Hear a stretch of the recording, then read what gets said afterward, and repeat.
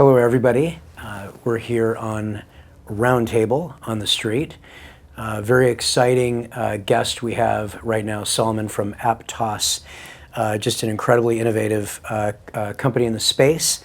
Have a chance for investors to understand what they're up to as we have handpicked the top CEOs and market-changing executives here at the biggest crypto conference in the world in Singapore 2024.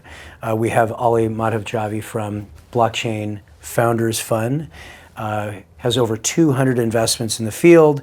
I'd have to say, by the way, I said it in one of your LP meetings the other day, and so impressed because so many of these funds are really just token buying funds, and they sometimes go to 10 billion down to $10.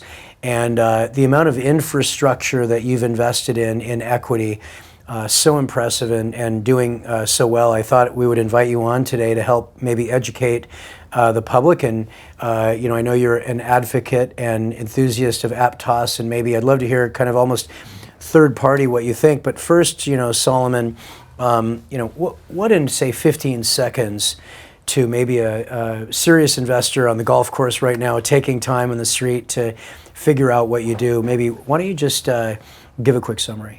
So Aptos, first of all, thanks for having me. Aptos is a layer 1 blockchain. It's institutional grade layer 1 blockchain. The history of Aptos actually stems from Meta's Diem program. Meta had their own blockchain program. A lot of the technology was basically developed in-house, including the Move language, which is what Aptos is built on. And then when you think of Aptos, you can think of really a high-performance blockchain that could support real use cases when a lot of blockchains are really aspiring to support Visa-level transactions, and Aptos could support all the credit card transactions in the world. Yeah, and tell me about your traction so far at the institutional level and maybe some of the brands that you're working with. So from an institutional perspective, we're supporting BlackRock's money market fund, BIDL. We're supporting Franklin Templeton's money market fund, Benji. Apollo, we're supporting their diversified private credit fund. So from an RWA perspective, or real world asset perspective, which is essentially traditional products that are being put on chain, whether it's equity, fixed income, any of those types of products, we're a top 3 chain from that perspective. And then from a stablecoin perspective, so basically dollar representation or any type of traditional currency representation on chain, we traded about 68 billion last month. So would it be fair to say that you guys are staying in your lane, focusing on your niche? Those are some impressive brands that you're working with. I got to think it's incredibly competitive, right? How do you win in this space, first of all? And assuming people like what you say, how would investors get involved in what you're doing besides just watching your success? So we really thrive at high volume applications. Really, a lot of chains just can't support the type of volume that I'm highlighting here. So when it comes to really money movement specifically, that's where we quickly differentiate ourselves relative to peers. And then if they're looking for exposure to Aptos, you of course could buy APT or crypto on any major exchange for the most part. Yep. And then we have also exchange traded products, ETPs in Europe as well. And then we also are actively pursuing with our partner Bitwise Asset Management, Aptos ETF. So there's a number of different ways to either get direct exposure or indirect exposure. Yeah, fantastic. So have you been following them for a while, Aly? What's your perspective of the marketplace, the competition, and what are your thoughts? Absolutely. So, when you look at, a number of years ago when that sort of Meta program, basically disbanded and, Aptos came out of that, I think a lot of us were really excited. And what we've seen is Aptos really become one of the first sort of major, more recent chains coming out of like the last few years that has really taken off. And so we've seen our portfolio companies, and we now have about 200 portfolio companies. We've seen many of our portfolio companies come to Aptos. There's incredible tooling. Building on the Move language has been easier for many developers to take on. And that's actually very important because you've got this sort of infrastructure layer, which is Aptos, right? Take like the foundation of a house. And then you've got these super apps that are sort of built on top of it, right? And so that's where like your Facebook or your TikTok or like products that you might see typically on a day-to-day from a consumer perspective would be built on top of. And so it's been an incredible foundational layer for many of our companies to build on. That's fantastic. And so what do you think in terms of, you've got, tokens, everybody seems to be going public these days, right? And I think having exposure to some of these treasury companies to me seems very high risk. You basically have non-money managers managing your money, which I think is weird from a regulatory standpoint. And why wouldn't you just buy an ETF? But I remember early days of the internet. We filed our S1 with Goldman back in 2000, and then there were 1,000 other companies with negative gross margins that were going public. It was insane, right? And so trying to figure out, who, the real winners will be, is really difficult for your average investor. And, just from your standpoint, what do you think are going to be, not the, Ethereum and Bitcoin might be the Yahoo and the AOL of the era. What do you see as maybe 5 great names that you think are going to be making the future? And are you one of those possibly 5 great names? So you touched upon a couple different topics there. So one, I think you're going to continue to see a lot of Web3 companies that go public. Yeah. I think one, just the public markets want exposure to these different assets. Of course. And then two, I think when you think of just a convergence of blockchain and capital markets, it's at this point it's a Venn diagram that's quickly merging. It's the number one use case. That's exactly right. Yeah. And so when you think of Aptos, we're heavily focused on trading, money movement, and data/infrastructure on chain, which are all complementary to one another. And then in terms of the names, I won't single out any particular names, but I definitely believe that Aptos will be included in that list. And I think the credibility comes from all the different institutions that we're working with. For example, if we look at just this region of the world that we're in, Hong Kong Monetary Authority, we're the only blockchain that's working with the Hong Kong Monetary Authority on their CBDC. When you think of BCG, there's only one blockchain that they've endorsed publicly that we actually do a lot of co-pitching with, and that's Aptos as well. So I think really, I think the winners are going to emerge, and it's going to be with real applications that are actually solving real problems. So are you entirely a B2B service? Would that be it accurately? No, we have B2C and B2B. It just depends on the Can you tell me use about case. that? Yeah, so when you think of, for example, we have on the money movement side, it's really being driven by emerging markets right now when it comes to like remittance, microfinancing, cross-border transactions. But then at the same time, also cross-border transactions are B2B. So we are doing a number of different initiatives within that particular area with a number of partners that are really just basically reducing the friction between cross-border payments. Aly, I know that you've got an investment in something called credit. I think the unbanked is a incredible thing, and a founding investor here. I'm really excited about watching that growth. Can you talk about what he said from a B2B or B2C standpoint, how you see them helping this whole area, and how big is the space, kind of the unbanked and third world, and that space? Absolutely. So, when you look at our existing financial system, right, it doesn't actually serve everyone. We've got about 1 billion people around the world that are actually unbanked, underbanked, or don't have identities. They're cut out of the financial system. And in my opinion, that's not okay, right? Like, you can't have a financial system for whatever reason cutting out that many people. They're not bad actors. They're, regular people trying to feed their families, send their kids to school.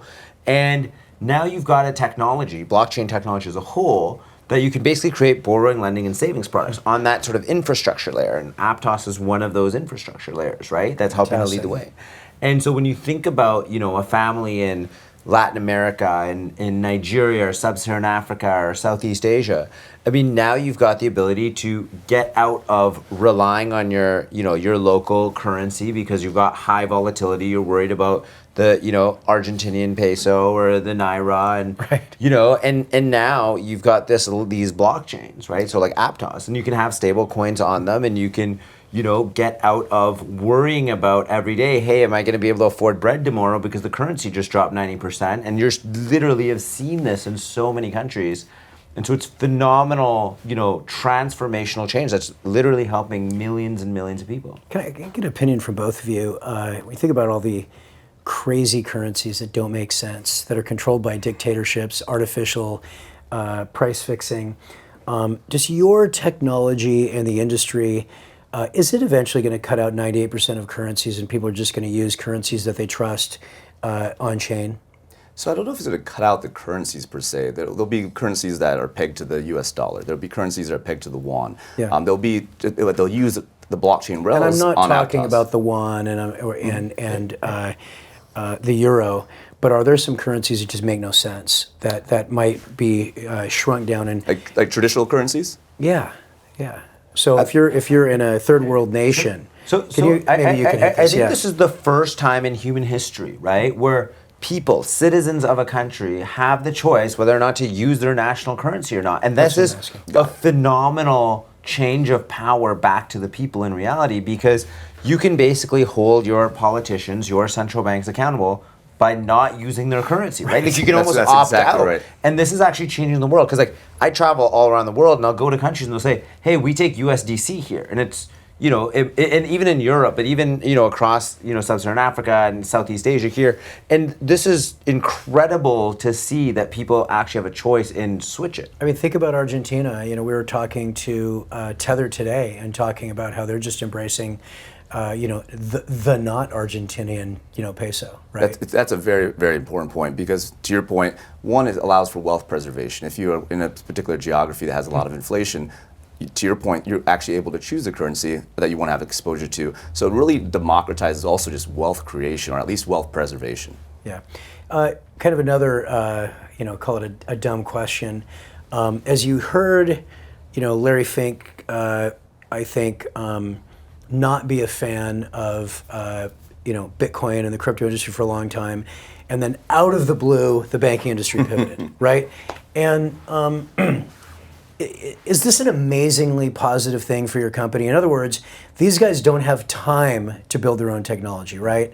And so are you stepping in, or you kind of were ready for them to provide that service? And maybe explain kind of that crazy pivot means that there's so much pent up revenue there that needs to pivot, because it makes no sense, you know, the current system, right? So maybe jump on that a little bit. And absolutely, what type of growth do you see for the industry and maybe for your company? Absolutely. So simple answer is yes. There's a learning curve that we've experienced with any of the participants, especially the regulated participants. They, of course, have a lot of scrutiny that they have to adhere to, but also the regulatory clarity that we're getting throughout the world. When you think of like in the US, the Genius Act, the Clarity Act, and then even within APAC, we're starting to see a lot more clarity around stablecoin. We're working with those different institutions within these different regions to actually guide them and give them the foresight around what we're doing with other institutions globally. And we're also working with a lot of regulators. And we also, you know, our CEO Avery is actually on the CFTC subcommittee, Digital Asset Subcommittee. So we're really leaning into regulatory conversations across the world, but it has acted as a very meaningful catalyst. We're going to first see it with stablecoin momentum as capital formation comes on chain, and then we're going to start to see it in all these other different asset classes that are being brought on chain. So you're personally focused on growth for the company? Absolutely. Yeah. Full time. That's a fun job. You know, that's time. like being a wide receiver for Tom Brady when he's a rookie. Happy to do it, but it's exciting times, especially now, to your point, that we have the regulatory clarity. We're able to really, really lean into the conversations, and it's been a long time coming. And then also, we're also able to lean into it with a lot of our partners. When you think of like USDC, Circle, or USDT, or USDE, all these different stablecoins that are supported on Aptos, they really believe that the best version of their products is on Aptos when it comes to speed and cost. And then also, just to give you a little bit of alpha, we'll also be supporting USD1 as well. When you think of just Aptos, American, you know, founded company, we want to, of course, support homegrown initiatives as well. That is incredible. You know, speaking of conversations, can you give me a little bit of color? What is a introductory conversation with a major bank like? Are they throwing bodies at this? Is there, what are the timelines like? What are the demands from you? You know, what is their, you know, here's what we need. Just give it a little bit of color. It's kind of very exciting what you're talking about. Absolutely. So there's a wide standard deviation when it comes to timelines. But first we want to understand, what are they trying to solve for? Is it just simply greater distribution? They have existing products that they want to bring on chain. As more capital comes on chain, they want to have access to those wallets. Or rather, operational efficiency. When it comes to like instant settlement, that immediately has cost savings. When they want to lean out certain processes, back office processes, that could also be the catalyst of why they want to pursue this. Or it's actually just introducing utility to existing products or new products. For example, money market funds that are tokenized. Can I bring that into an environment on chain where I can actually enhance the yield? So once we understand kind of what's driving the conversation, then we back into how could we actually alleviate that. Let me get a little bit operational. you've got this trillions of dollars in a 1930s created ecosystem, right? Which makes no sense, right? Now you've got something that makes perfect sense and more efficient, cost efficient, speed. But the metaphor is, we do infrastructure for media companies, right? They're on an old platform from the 90s. They have to keep working and they have to keep moving and giving content to their customers, and we want to move them onto a modern blockchain-based system. And so sometimes our engineers will say, you got to keep the plane flying and you got to move the passengers over from a biplane to a jet plane. That's right. Well, how are you going to do that with all of these bank accounts and investments? And because how do you move people to the future like that when it comes to banking? So that's a great point. So there's going to be, and we've already seen this, there is a portion of time that's going to be duplicative, where they're going to have certain things on chain and certain things on legacy systems as they make that transition. I always use the analogy, it's when NASDAQ introduced electronic trading. Right. It didn't happen overnight, right? I believe it was like 5 to 7 years before they actually moved all the systems over. And now no one's talking about electronic trading, they just simply say trading. Right? So once we stop talking about blockchain, then we know that there's really true adoption. But it is going to be iterative by all means. Well, listen, congratulations on what you're doing. I think it's exciting enough that we should just have you on as a regular to talk about the growth of the industry. We'd love to do it, love to find out more about your company. And Aptos, super exciting. Congratulations. Really appreciate it. Thanks for having me. Thank you.